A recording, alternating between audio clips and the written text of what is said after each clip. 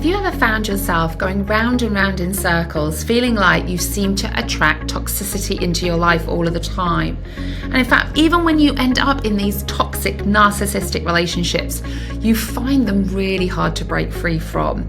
If that sounds like you, then this podcast is definitely for you, because in today's episode, I'm going to be talking to you about trauma bonding and the addiction to a narcissist and toxic relationships. Massive welcome everybody to Trauma and Narcissism Redefined, your weekly podcast, and we're on YouTube too if you want to go and watch, to really help you understand the dynamics of what is going on in the world today from your own healing perspective. And the reason why I do this is because I'm still a work in progress too. And I feel like this is a part of a collective of us understanding, educating and healing ourselves so we can all go on to lead an even better life, even when sometimes it can feel like we're in a long, dark tunnel. So in today's episode, I want to talk to you a little bit about trauma bonding and addiction into these toxic narcissistic relationships. Now, I'm just going to briefly start to talk about this in today's episode, because what I would love you to do is, if you feel like you are trauma bonded to a narcissist, and that might be right now or all the time, that you just seem to be attracting narcissists into your life and you feel like you can't break free, this is an addiction. So I would love to invite you to a free masterclass that I am hosting on Sunday, the 30th of June at 8 o'clock UK time, 5 o'clock Eastern, 3 o'clock Eastern, and 12 o'clock Pacific. It's totally free. It's me talking to you really about the 4 stages that start to happen for you to start to be trauma bonded in these types of narcissistic relationships. When I knew this stuff, it was like a light bulb to me. I thought, why was I never taught this? Why did nobody tell me this in my school and indeed in my adulthood? So if you want to come and register, it's totally free. Even if you can't join me live, do still register, because I'll send you the recording, because I'll go into a lot more detail about some of the things that I'm going to talk about in today's episode.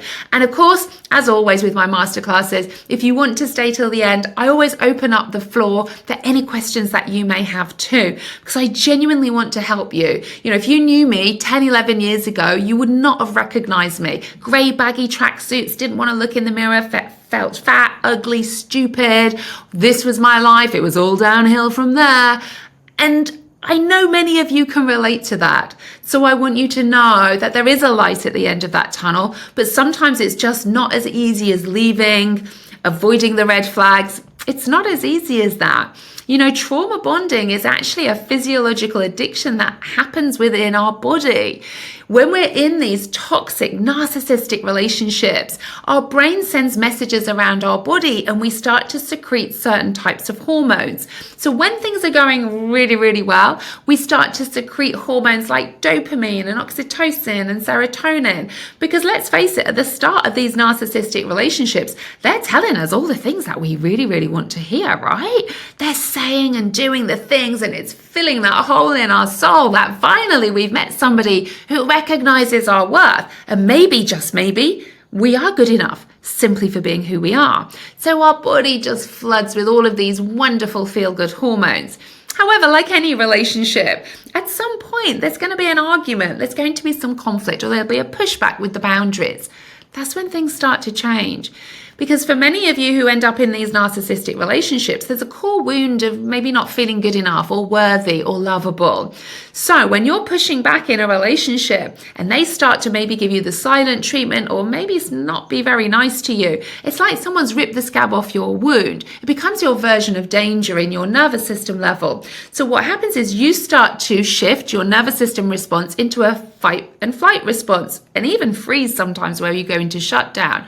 And in that point, your body starts to flood with cortisol in anticipation of the danger.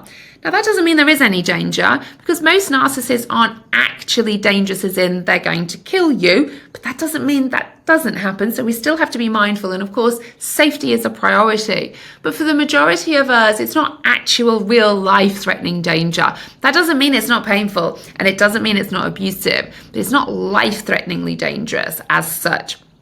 So we start to produce cortisol in our body because it's our version of danger. They've ripped the scab off our core emotional wound, and that's our version of like a lion chasing us or being attacked. So we produce the cortisol to either fight, to run away, or to go into freeze, to literally go into shutdown.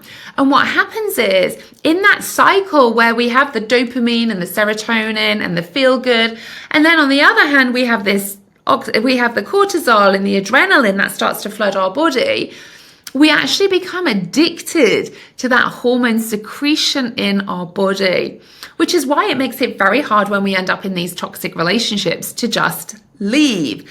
It's like saying to somebody, stop doing drugs. That isn't just going to happen. There's got to be a strategy around all of that to wean you off safely. Because very often when we're in these toxic narcissistic relationships, although many of us know on a deep level that they are toxic and they're not healthy, but we're still in a relationship. And you know what? Breadcrumbs of love are still better than none. Because if we've been conditioned that we're not good enough simply for who we are, someone giving us breadcrumbs of love are still feeling like to us more than if we didn't have any, which is why it makes it very difficult for people to walk away from toxic relationships, whether that be narcissistic or domestic abuse, whatever type of these abusive relationships. It's not as easy as that. There's a lot more complex dynamic at play. It's not just a case of, well, walk out the door and go. There's so many other things: children, finances, safety, trauma bonding. We become physiologically addicted to this cycle release of hormones. And actually, that doesn't just happen in your relationships. I did a podcast a few weeks ago about, are you addicted to struggle? The cortisol addiction that many people have, that just as things are starting to go well, we sabotage it. We want the cortisol back. We may know we don't, and many of you will know you don't want to stay in these toxic narcissistic relationships. But every cell of your body is saying, no, this is what we know. This is actually our version of safe. So even though you know it's not where you want to be in a relationship, your body is like, yeah, but it's what we know. It's the same from our childhood. It reminds us of our childhood. It's familiar. It's familiar to not feel good enough, but that becomes our version of safe. So we have to really start to understand the dynamics of, how do we break the trauma bond? How do we break this addiction then? Because it's not as easy as just saying, right, I'm leaving, or walking out that front door. It's not. There's a lot more parameters. And all of these things are things that I'm going to talk to you about in the free masterclass that I'm hosting on June the 30th. Do go and make sure that you register now. It's in the show notes for you. It's totally free, and I'll make sure, again, that I will send you the recording. I didn't know about trauma bonding when I came out of my relationship with my ex-husband, who was a covert narcissist. Nobody had ever explained that to me.